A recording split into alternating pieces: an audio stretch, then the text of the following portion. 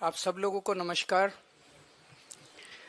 आज माननीय प्रधानमंत्री जी दिल्ली आए थे और उन्होंने लगभग 43 मिनट्स का 43 मिनट का भाषण दिया, जिसमें से 39 मिनट उन्होंने दिल्ली के लोगों को और दिल्ली के लोगों द्वारा प्रचंड बहुमत से चुनी हुई सरकार को केवल गालियां देने का काम किया।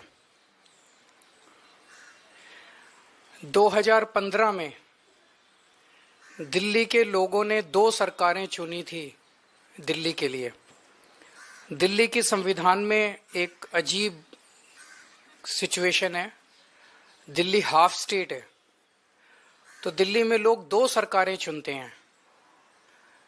कुछ मुद्दे एक सरकार के अंडर में आते हैं और कुछ मुद्दे दूसरी सरकार के अंडर में आते हैं। तो दिल्ली में 2015 में लोगों ने 2 सरकारें चुनी थी, केंद्र सरकार बीजेपी की और दिल्ली सरकार आम आदमी पार्टी की। उसको अब 10 साल हो गए। इन 10 सालों में आम आदमी पार्टी की दिल्ली सरकार ने क्या क्या काम किए, आज अगर आप मुझे बताने के लिए बोलें तो शायद मुझे 2-3 घंटे भी कम पड़े। इतने काम किए, इतने काम किए, इतने काम किए। शिक्षा में, स्वास्थ्य में, बिजली में, पानी में, सीवर में, सड़क, इतने काम किए हम लोगों ने कि मैं कई घंटों तक काम गिना सकता हूं। लेकिन जो दूसरी सरकार थी, जो दिल्ली के लोगों ने केंद्र सरकार चुनी थी बीजेपी की, उन्होंने 10 साल में एक भी ऐसा काम नहीं किया जो कि आज प्रधानमंत्री जी अपने 43 मिनट के भाषण में आप लोगों को गिना के गए होंगे। अगर उन्होंने 10 साल में काम किए होते तो शायद आज उन्हें दिल्ली के लोगों को इतनी गालियां देने की जरूरत ना पड़ती। वो अपने काम गिनाते, वो गालियां ना देते। जो व्यक्ति काम करता है वो गाली नहीं देता। जब कोई आदमी काम नहीं करता तो फिर उसे गालियां देनी पड़ती है, वो गालियों के बस पे चुनाव लड़ता है। 2020 में प्रधानमंत्री जी ने दिल्ली के लोगों से कई वादे किए थे। 2020 के विधानसभा चुनाव में भी आए थे। ये बीजेपी का संकल्प पत्र है, इसमें कई सारी बातें लिखी हुई है। इसमें प्रधानमंत्री जी कह के गए थे 2020 में, साफ साफ इसमें लिखा है 2022 तक दिल्ली में सब लोगों को पक्के मकान दे दिए जाएंगे। ये इस संकल्प पत्र में प्रधानमंत्री जी ने बोला, 2020 में बोला उन्होंने। 2022 तक दिल्ली में सब लोगों को पक्के मकान दे दिए जाएंगे। 2020 से लेके 2025 तक आज प्रधानमंत्री जी 1700 मकानों की चाबी दे के गए हैं। इसके पहले कालका जी में 3000 मकानों की चाबियां दी थी, तो मोटे मोटे तौर पे 4700 मकान बनाए हैं 5 साल में। 4700 मकान बनाए हैं 5 साल में। दिल्ली में 4 लाख झुग्गियां हैं, 15 लाख लोगों को मकान चाहिए। 4700 मकान इन्होंने 5 साल में बनाए हैं। मुझे लगता है कि शायद 200 साल का प्रोग्राम बीजेपी ने बनाया है। ये संकल्प पत्र 5 साल का नहीं है, 200 साल का है। 200 साल भी इस रेट पे अगर 5-5 साल में 1700 मकान बनेंगे, तो ये जो झुग्गी झुग्गी में जाके कह रहे हैं पक्के मकान देंगे, तो अगले 1700 मकान जो हैं वो 2030 के चुनाव के पहले बन के तैयार होंगे। और शायद वो देने की जरूरत भी ना पड़े, जिस तरह से ये झुग्गियां उजाड़ रहे हैं। पिछले 5 साल के अंदर इन लोगों ने झुग्गियां तोड़ तोड़ के 2,78,796 लोगों को बेघर कर दिया। प्रधानमंत्री जी वादा करके गए थे मैं तुमको पक्के मकान दूंगा, लेकिन धोखा दिया, पीठ में छुरा घोंपा। लोगों के बच्चों को सड़क पे लाके, कितने सारे ऐसे इनके नेता जाते हैं झुग्गियों में सोते हैं और 2 महीने के बाद उन्हीं झुग्गी वालों को उनकी झुग्गियां तोड़ के उनके बच्चों को सड़क के ऊपर, भरी ठंड के अंदर सड़क के ऊपर सोने को मजबूर कर देते हैं। 2,78,796 लोगों को इन्होंने 5 साल के अंदर बेघर किया। आज मैं आपको लिख के दे रहा हूं, मेरी बात नोट कर लेना। 2030 के चुनाव में अगर इन लोगों को वोट दे दिया, 2030 के चुनाव के पहले दिल्ली की सारी झुग्गियां तोड़ देंगे। 1700 फ्लैट भी नहीं देने वाले अगले 2030 के चुनाव तक। ये सारी झुग्गियां तोड़ देंगे, एक भी पक्का मकान ये लोग नहीं देने वाले। ये लोग गरीबों के दुश्मन हैं ये लोग। और जो 3000 कालकाजी में मकान दिए हैं इन्होंने, एक बारी जाके देख लो, नरक से भी बदतर है वो। लोग कह रहे हैं इससे तो झुग्गी अच्छी थी, पक्के मकान क्या दिया। नरक से भी बदतर दशा है वहां पे लोगों की। न सीवर है, न पीने का पानी है, कुछ भी नहीं है वहां पे। पूरी बुरी हालत है वहां पे लोगों की जो कालकाजी के अंदर रह रहे हैं। आज प्रधानमंत्री जी 10 साल के बाद आके 3 कॉलेजेस का शिलान्यास करके गए। कॉलेज शुरू नहीं हुए अभी, आज भूमि पूजन हुआ है, आज शिला रखी गई है, शिलान्यास हुआ है, नींव रखी गई है उन कॉलेजों की। मैं प्रधानमंत्री जी को कहना चाहता हूं, प्रधानमंत्री जी 10 साल लग गए आपको 3 कॉलेजों की शिला रखने में। इन 10 सालों में जब तक आप शिला रख रहे थे, इन 10 सालों में मैंने 22,000 क्लासरूम बना दिए, 3 नई यूनिवर्सिटी बना दी, 11 नए वोकेशनल कॉलेज बना दिए और 6 यूनिवर्सिटी कैंपस बना दिए। जितना टाइम आपको 3 शिलान्यास रखने में लगा, उतने टाइम में हम लोगों ने 22,000 क्लासरूम बना दिए, 3 नई यूनिवर्सिटी बना दी, 6 नए यूनिवर्सिटी कैंपस बना दिए और 11 नए वोकेशनल कॉलेजेस बना दिए। हमारी काम करने वाली सरकार है, हमारी शिलान्यास रखने वाली सरकार नहीं है जो चुनाव के पहले आती है और शिलान्यास रख के चली जाती है। मैं प्रधानमंत्री जी को कहना चाहता हूं, आप तो इतने ताकतवर आदमी हैं, आपके पास अथाह पैसा है, भारत सरकार के पास अथाह पैसा है, आपके पास इतनी पावर है, अथाह पावर है। एलजी आपका, पुलिस आपकी, 7 MP दिल्ली के आपके। मैंने 3 नई यूनिवर्सिटी बनाई, आप 30 नई यूनिवर्सिटी बनाते दिल्ली के अंदर, और आज आपको हमें गालियां देने की जरूरत नहीं पड़ती। आज आप दिल्ली के अंदर आते, दिल्ली के लोग आपको सर आंखों पे उठा लेते। मैं प्रधानमंत्री जी को कहना चाहता हूं, मैंने 22,000 क्लासरूम बनाए, आप 1 लाख क्लासरूम बना देते प्रधानमंत्री जी, लंबी लकीर खींचते। केजरीवाल ने इतना काम किया, उसके सामने लंबी लकीर खींच देते, केजरीवाल छोटा बन जाता।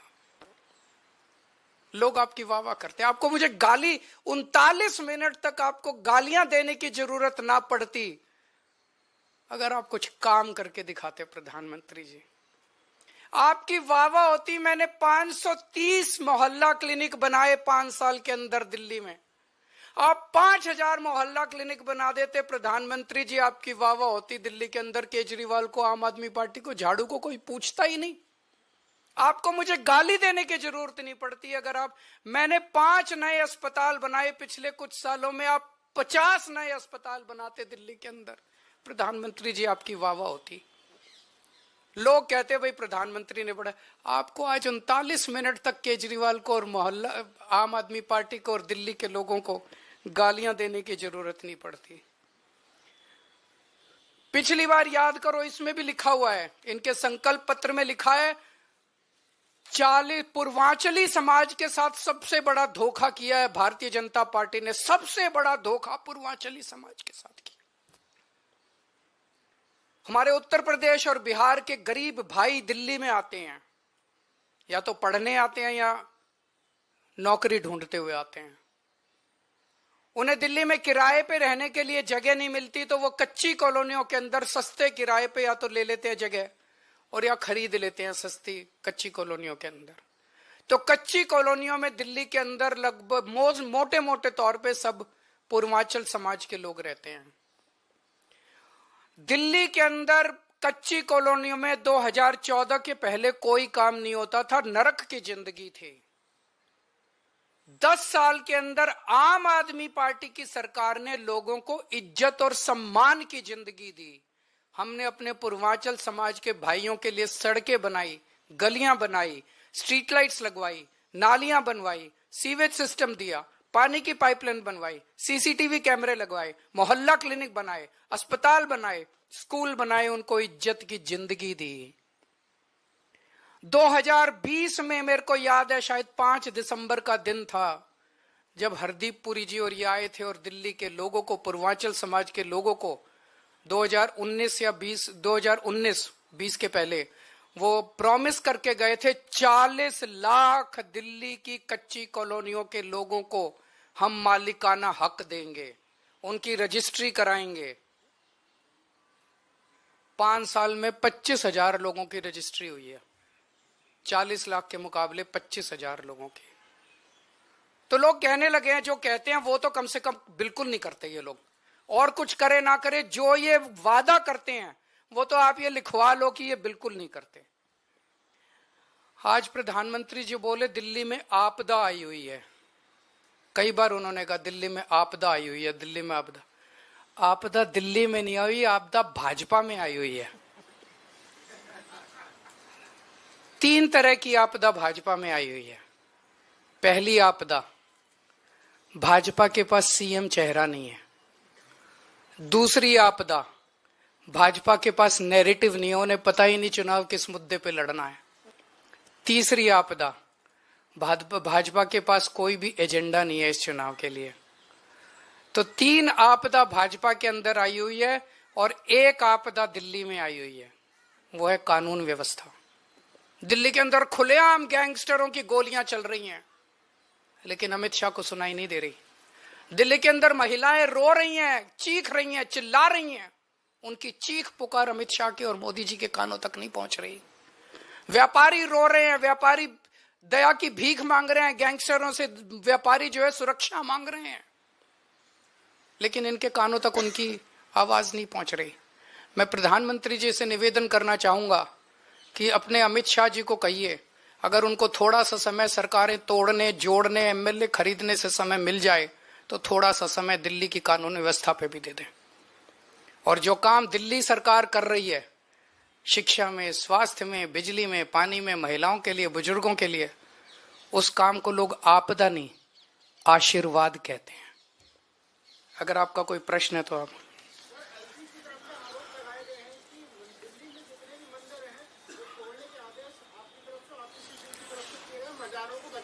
नहीं, वो झूठ बोल रहे हैं। एलजी साहब कुछ भी बोलते रहते हैं।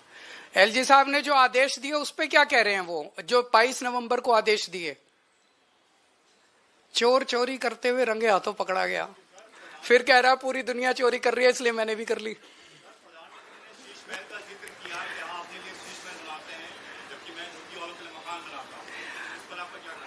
2700 करोड़ रुपए का अपने लिए घर बनाने वाला, 8400 करोड़ रुपए के हवाई जहाज में घूमने वाला, 10 लाख रुपए के सूट पहनने वाला व्यक्ति, उसके मुंह से शीश महल की बातें अच्छी नहीं लगती। मैं व्यक्तिगत आरोप प्रत्यारोप में नहीं जाना चाहता, मैं गाली गलौज की राजनीति नहीं करता, मैं व्यक्तिगत आक्षेप नहीं करता, ये मैं भी कर सकता हूं। मैंने काम इतने किए हैं 10 साल के अंदर, मैं अपने कामों की राजनीति करना चाहता हूं, गाली गलौज की राजनीति मैं नहीं करता।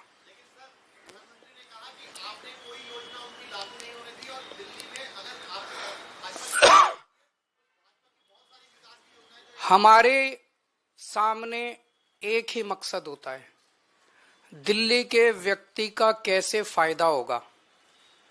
अगर दिल्ली के व्यक्ति का फायदा, आम आदमी का फायदा केंद्र सरकार की योजना से होता है, हम केंद्र की योजना लागू कर देंगे। अगर हमें लगता है कि मध्य प्रदेश की सरकार ने कोई अच्छी योजना लागू कर दी, हम उसे दिल्ली में लागू कर लेंगे। हमें लगता है तमिलनाडु की सरकार ने कोई अच्छी योजना लागू कर ली, हम उसे लागू कर देंगे। हम इस चक्कर में नहीं करता तेरी योजना मेरी योजना, तेरी योजना मेरी, हम इस राजनीति में नहीं पड़ते। वो लोग कह रहे हैं हमारी योजना लागू नहीं की। दिल्ली की आयुष्मान भारत की बात कर रहे हैं ना, हमने कई बार बता दिया कि किस तरह से आयुष्मान योजना दिल्ली के आयुष्मान योजना कहती है जिसके पास स्कूटर है, जिसके पास कार है, जिसके पास पक्का मकान है, जिसके पास टीवी है, जिसके पास फ्रिज है, उसको अस्पताल की सेवाएं नहीं मिलेंगी। बचा कौन दिल्ली में, बता दो कोई। एक मिनट, कोई बचा ही नहीं। हमारी योजना कहती है जिसके पास मर्सिडीज गाड़ी है उसका भी इलाज हम फ्री में कराएंगे। बताओ क्या दिक्कत है? हमारी योजना अच्छी कि उनकी योजना? मैं करा दूंगा, आ जाओ, मैं करा दूंगा, मैं करा दूंगा। एक बारी बैठो बैठो, मैं कराऊंगा, मैं कराऊंगा, मैं कराता हूँ, मैं कराता हूँ। बैठो बैठो बैठो बैठो। इसका इनका एक बारी नाम नंबर वगैरह ले लो जरा सारे। मैं कराऊंगा भाई साहब आपका इलाज, बेस्ट से बेस्ट, बेस्ट से बेस्ट इलाज कराऊंगा आपका। चिंता ना करो, भाई हो मेरे। हाँ, मैं आपका पूरा इलाज कराऊंगा भाई साहब, चिंता ना करो। Thank you.